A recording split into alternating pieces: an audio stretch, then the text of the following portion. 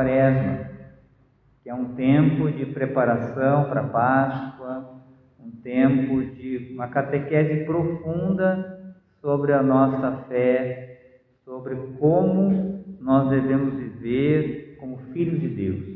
Essa catequese nos ajudava a preparar para o batismo, os primeiros cristãos. Então, a catequese de preparação logo antes de receber o santo batismo na Páscoa.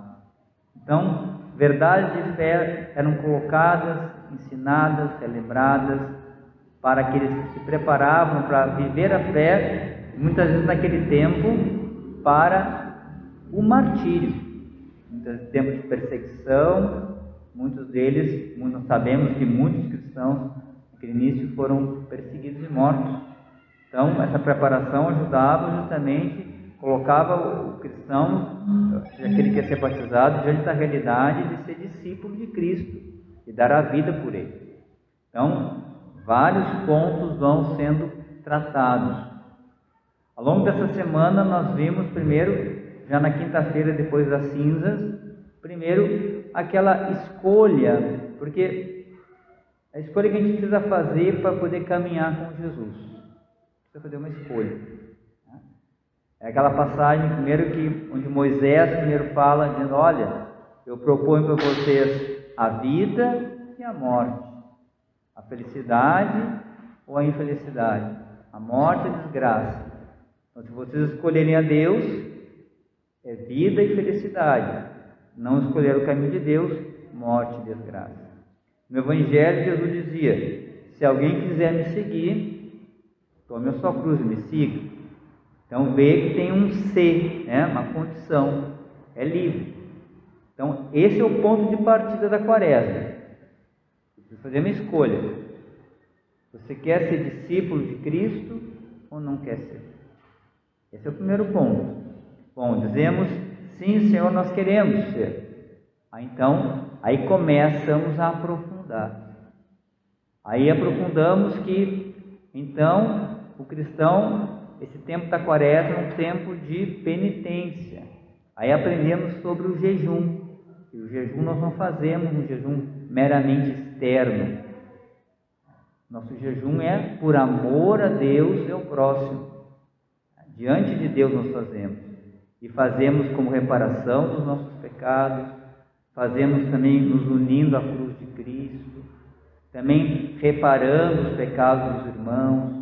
Oferecendo também como Cristo se ofereceu pela salvação. Então, esse é o sentido do sacrifício, que vem precedido de um amor, precedido de um gesto de misericórdia àquele irmão que precisa. Também eu mesmo, um gesto de humildade, reconheço que eu não estou pronto, que eu tenho que mudar, eu preciso então fazer a minha penitência para realmente reparar os meus pecados.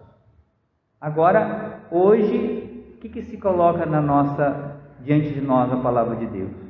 Coloca justamente que nessa caminhada de conversão, a caminhada do discípulo vai ser marcada pela tentação. Ou seja, aqui é revelado algo para nós, ou é lembrado algo para nós.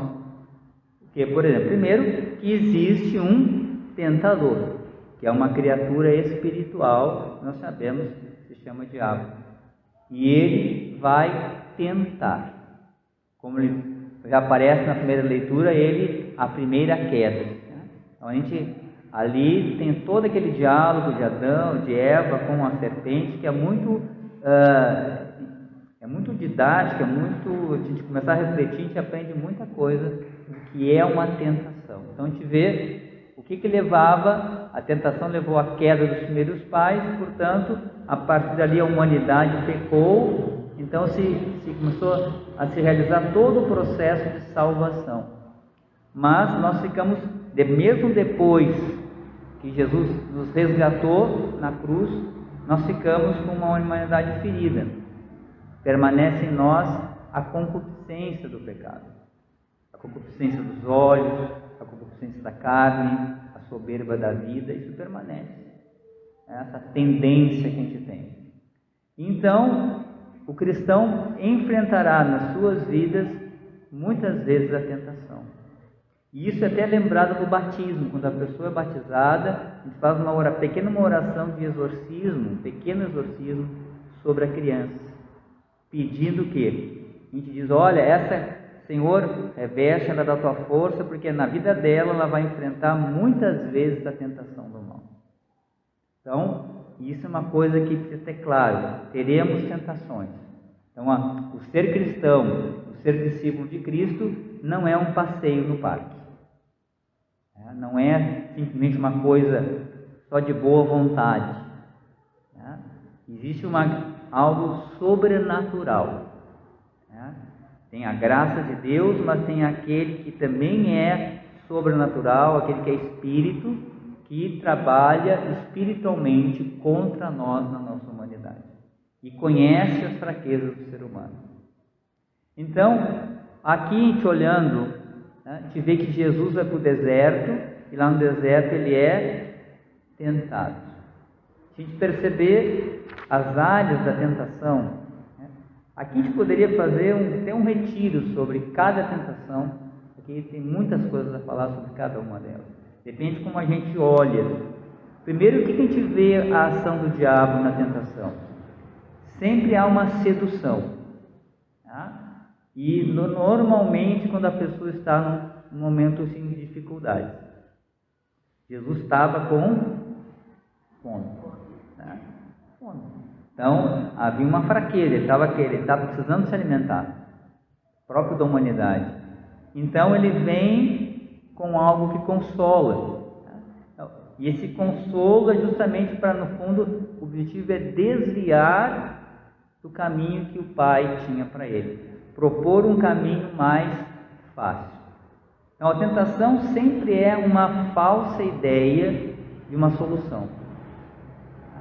A gente está com um problema, daí então vem aquela tentação de tentar resolver aquilo de uma forma parece mais rápida, mais fácil, parece que vai ser, ninguém vai saber, não vai ter problema, e vai solucionar o problema. Mas pelo contrário, cria um problema. Ali, Eva, o que Eva quis fazer? A serpente disse para ela, olha, vocês não vão morrer, vocês vão ser Deus. Então, por isso que Deus não quer. Então, ela escolhe, imagina, é só comer essa árvore. Só comer eu vou ser como Deus, então eu não preciso mais nada, é só fazer isso. Depende só de mim, então agora eu vou ser, pronto, está resolvido o problema da minha vida. Eu não preciso mais de Deus. Então eu vou lá e como e está resolvido. E a tentação sempre tem essa ilusão. Por exemplo, a gente perceber, por que muitas vezes a pessoa usa uma droga? Se eu vou conversar com ela, no fundo, atrás disso tem um desejo de bem, de uma solução. Olha, eu me sinto melhor, eu me sinto nisso. Eu tinha problema em casa, agora eu me sinto, quando eu faço isso, eu me sinto em paz. A pessoa é uma ideia de uma falsa liberdade, de uma falsa felicidade que vem junto com aquela sedução do pecado. Então o inimigo faz isso. O pecado é uma tentação, algo que nos leva a nos desviar do caminho de Deus, propondo um caminho diferente, mais fácil, mais, aparentemente mais simples, mas que nos afasta de Deus e vai nos afastar da cruz. Aí vai nos colocar longe dela e no caminho. E outra tentação que Jesus passa justamente a tentação do poder, então, onde a gente vai, a concupiscência aqui é a concupiscência dos olhos, A gente pode pensar Jesus que é chamado a fazer um espetáculo.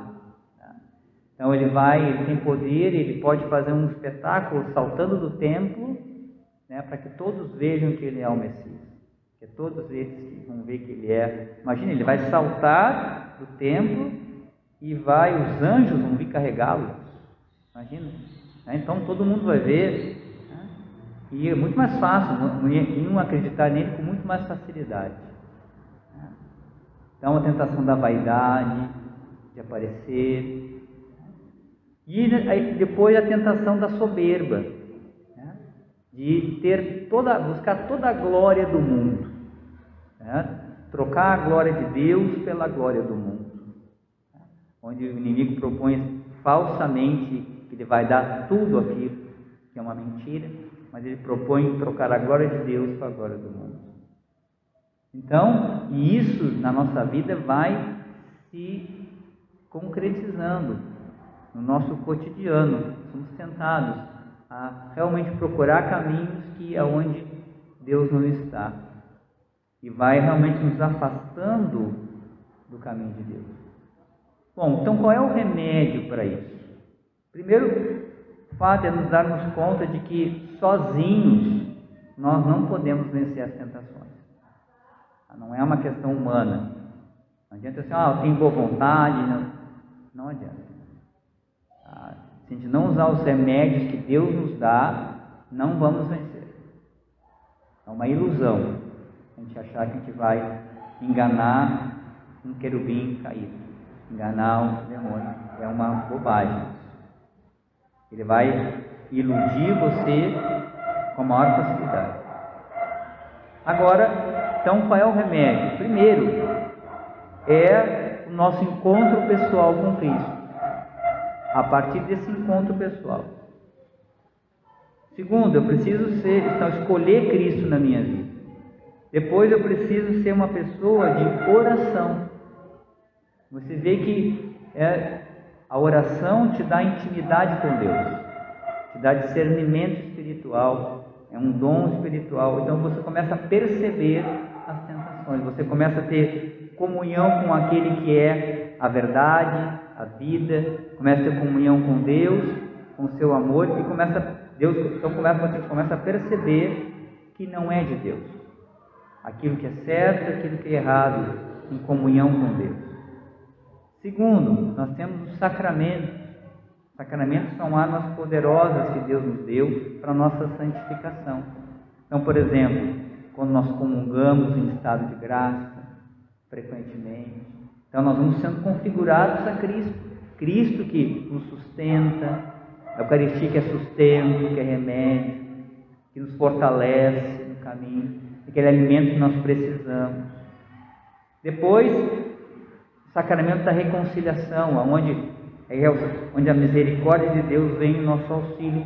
Por causa da nossa fragilidade, nós caímos, pecamos, mas existe aí um remédio, existe aí um caminho de vitória, que é quando nós reconhecemos o nosso pecado, nos humilhamos, procuramos por um sacerdote e nos confessamos sinceramente arrependidos.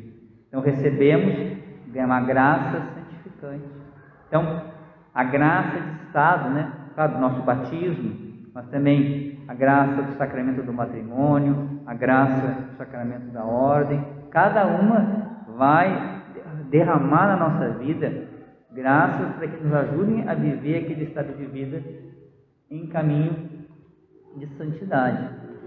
E por fim, nós temos a palavra de Deus, ou seja, a palavra de Deus que nos alimenta, que ilumina as nossas decisões. Porque o cristão, ele pertence a Cristo. E agora a sua vontade está unida à vontade de Deus, como Cristo veio fazer a vontade do Pai, não a sua vontade. Então a gente começa a não mais ficar em volta das nossas vontades, mas a gente vai aprofundar, vai se alimentar e vai se guiar e colocar em prática a palavra de Deus. Você vê que Jesus tem clareza sobre a palavra. E o demônio usa a palavra contra ele, mas ele responde com a palavra e afasta. Então, para vencer as tentações, eu preciso ter conhecimento da minha fé. Eu preciso ter conhecimento da palavra, ler a palavra. A gente poderia até estender, por exemplo, eu preciso ter conhecimento da doutrina de Cristo. Eu preciso ler o catecismo da igreja, aprofundar isso na minha vida. Por quê? Justamente para não cair no pecado. Quantas pessoas de boa vontade caem muitas vezes em outras crenças, se afastam de Deus por falta de conhecimento, por falta de não conhecer a verdade, e acabam dizendo: mas vamos lá, lá tem uma imagem de Jesus também, eu me senti muito bem, fizeram umas orações por mim lá, e mostraram lá que o falecido está bem, ele falou comigo, e disse agora que eu posso que está tudo bem, e eu me senti tanta paz, tanta coisa boa, e tinha uma imagem de Jesus lá. Eles são pessoas boas. Uma pessoa não percebe que aquilo está tirando o principal, que é Jesus. Está afastando da verdade de Cristo. Então, a palavra é um alimento que sustenta a minha fé, que me ajuda a dar uma resposta diante das tentações, daquilo que vem tentar me desviar. Porque, de fato, se eu não sei o que é certo, como é que eu vou saber o que é tentação? Parou para pensar se tudo é certo? Se eu não sei, bom, eu acho que ser católico é ser qualquer coisa. Não, então tudo bem. Então qualquer coisa é qualquer coisa. Então eu vou fazer qualquer coisa.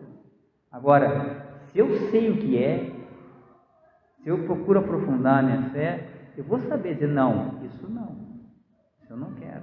Então a nossa vontade, iluminada por essa graça, fortalecida também pelo entendimento, uma razão iluminada pela fé, vai dizer, não quero, isso não é a minha fé, eu não vou ver isso. Não tem nada a ver com se a pessoa é legal, se a pessoa não é legal. Isso não é a minha fé, eu não vou fazer. E, claro, por fim, não poderia deixar de falar, que Deus nos dá como aquela que nos protege, nos guia nesse caminho, é a Virgem Maria. Deus nos deu a sua mãe, claro, como mãe e como educadora na fé. Então ela vem nos ensinar, nos proteger, e desde o início já está a sua missão de pisar na cabeça da serpente. Santo Afonso de Ligório dizia que um servo de Maria nunca perecerá. Então aquele que também se entrega a Maria, se consagra a ela e caminha com ela, também na hora da tentação terá essa graça, esse auxílio necessário na hora da tentação, que é a presença de Nossa Senhora. Então, na nossa caminhada de filhos de Deus, teremos tentações. Sabemos que somos fracos por nós mesmos, mas temos as graças do batismo, a vida de oração, os sacramentos, a palavra, os próprios mandamentos e a presença constante e amorosa da Virgem Maria. Então, com a graça de Deus, seguindo o caminho que Jesus nos propõe, é possível vencer as tentações. E se caímos, temos um caminho de retorno e podemos perseverar, continuar perseverando nesse caminho até o fim, aonde a nossa meta é a santidade de vida. Sermos santos ao final da nossa caminhada, quando Deus nos chamar para participar da vida eterna e da sua glória. Então, procuremos estar atentos nesse tempo agora da Quaresma. Perceba a sua vida, onde estão essas tentações, se elas estão acontecendo, se você consegue identificá-las, e comece também a dar os remédios necessários para poder vencer. Que Deus nos ilumine e nos fortaleça nesse tempo de penitência. Vamos fazer um momento de silêncio, acolhendo em nosso coração a palavra do Senhor.